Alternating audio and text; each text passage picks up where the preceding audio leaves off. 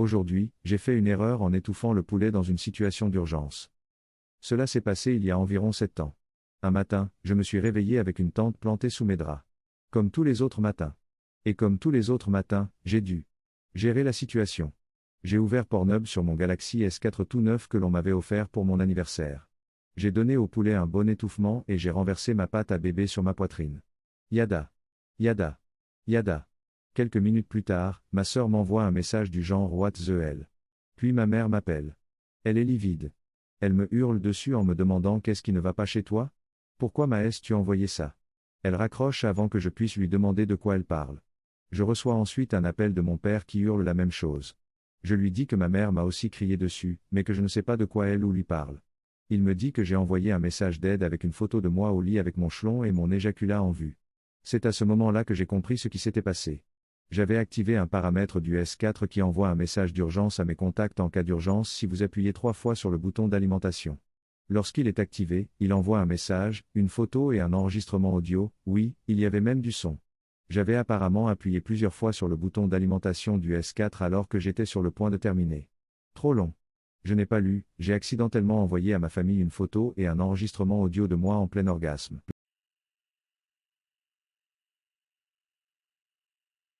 Aujourd'hui, j'ai fait une erreur en ne comprenant pas le jargon de mon dealer. Désolé d'être cliché mais, comme on pouvait s'y attendre, cela ne s'est pas produit aujourd'hui, mais il y a des années. À l'époque, je fumais beaucoup de skunk, cannabis très fort, et mon dealer avait l'habitude d'envoyer par texto des offres du jour ou autre, avec des noms absolument absurdes qui devenaient de plus en plus ridicules à mesure que lui et son frère commençaient à cultiver des variétés de plus en plus puissantes. Un jour, j'étais assis à la maison, je venais d'épuiser ma fumée et j'allais lui envoyer un SMS pour voir s'il était là quand j'ai reçu un message groupé de sa part disant « J'ai une super tortue, 20 livres, quelqu'un d'intéressé ». J'étais, pour me donner un peu de crédit, assez défoncé et habitué à ce qu'il nomme ces cultures des choses stupides, donc j'ai supposé qu'il s'agissait d'herbe. J'ai répondu en disant oui, je descends. J'arrive à l'endroit où je le rencontre, c'était à une demi-heure de train, il avait de la bonne herbe et j'étais content de faire le voyage, et je lui envoie un message pour lui dire que je suis là. J'ai aussi mon ex avec moi, pour plus tard, car il s'ennuyait et avait envie de me tenir compagnie. Mon mec répond à mon texto je suis là et me dit de venir chez lui, en me donnant l'adresse. Je suis plutôt contente car je pense que c'est une énorme preuve de confiance et je me dirige donc joyeusement vers son gaffe. Mon ex reste à l'arrêt de tram.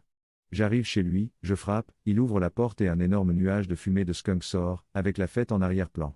Il me demande si je suis là pour la tortue, je dis oui, il prend un tupperware et me le tend après que je lui ai donné les $20.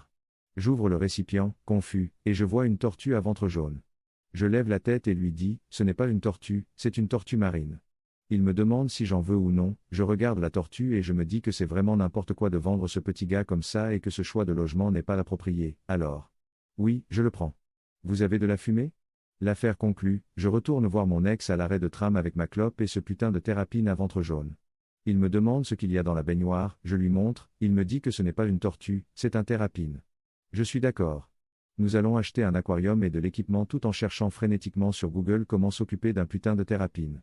Nous l'avons appelée Shelly et elle a mené une vie heureuse jusqu'à sa mort naturelle 1 an plus tard. Je n'ai aucune idée de la durée de vie des thérapines ni de son âge, ou même si c'était une femelle, mais elle semblait heureuse. C'est ainsi que j'ai pris mon dealer au sens figuré et que j'ai fini par adopter un thérapine par accident. Ça a explosé. Le premier commentaire est, de manière amusante, une version écrite des heures de débat sur les tortues thérapines que j'ai avec les gens la plupart du temps lorsque cette histoire est évoquée. La raison pour laquelle il est répété si souvent est qu'il m'a fait mal lorsque mon ex a eu la même réaction stupide. De plus, juste pour rassurer les esprits sur la qualité des soins apportés à Shelly, ma cousine travaille avec des reptiles et autres depuis des décennies et elle a été la première personne que j'ai appelée pour obtenir des conseils sur les soins à apporter à Shelly. J'ai visité quelques vétérinaires magasins spécialisés dans les soins aux animaux, Internet explorait pas ces magasins d'animaux de compagnie à la sauvette, etc. Pour m'assurer qu'on s'occupait bien d'elle, que son aquarium était correctement entretenu et équipé et qu'on s'occupait bien d'elle grâce aux conseils et à l'aide des personnes susmentionnées ainsi qu'à des recherches frénétiques sur Google au fur et à mesure. Je suppose que la façon dont Shelly avait été traitée et soignée auparavant a eu un impact significatif, mais soyez rassurés, je ne l'ai pas mise dans un bocal à poisson avec du sérum physiologique ou quelque chose du genre, comme l'a suggéré un DM un peu dément. J'espère que tout le monde passe une bonne journée X trop long. Je n'ai pas lu. Je pensais que mon marchand inventait des mots fantaisistes pour ses produits et je me suis retrouvé avec un enfant thérapine.